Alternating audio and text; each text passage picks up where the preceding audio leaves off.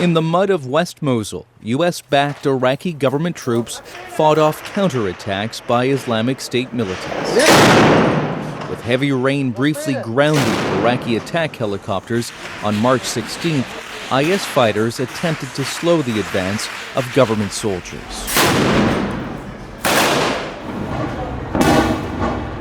When the rain stopped, helicopter gunships were back in the sky, targeting IS militant positions in West Mosul's Old City. On March 17th, Iraqi forces began advancing on the Al-Nuri Mosque.